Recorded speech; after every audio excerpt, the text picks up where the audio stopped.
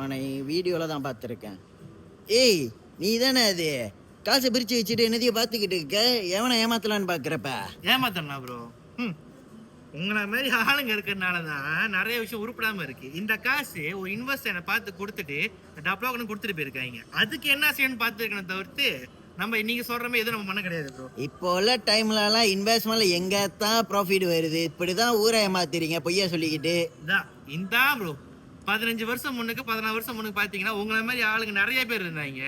இருந்தனால மட்டும்தான் 18 காசு இருந்த ஒரு விஷயம் இன்னைக்கு 3 லட்சம் வரை இருக்குன்றது யாருக்குமே தெரிய மாட்டேங்குது. இதை ஒருத்தர் நம்பி கொடுத்துட்டு போயிருக்காங்கன்னா அவங்க என்ன முட்டாளா ப்ரோ? இப்ப நானும் சரி, இப்ப என்கிட்ட காசு இருக்கு, இப்ப நானும் இன்வெஸ்ட் பண்ணானா எவ்வளவு போட்டா எவ்வளவு கிடைக்கும்? அதான் பேசாம இருங்க. இந்த மாதிரி சம்பாதிக்கணுமா? ஆமா. இல்ல இதை விட அதிகமா சம்பாதிக்கணுமா? ஆமா. பல மாதிரி பேசுறத நுப்பாட்டிட்டு எனக்கு மெசேஜ் அனுப்புங்க, என்ன செய்ய நான் சொல்றேன். அவ்வளவுதானா? ஓகே தான். அவ்வளவுதான் ப்ரோ. வந்து கேட்க ரெடியா தான் நான் கத்து கொடுக்க ரெடியா இருக்கேன் ப்ரோ. Okay, very easy. இப்போ எனக்கு கத்து கொடு.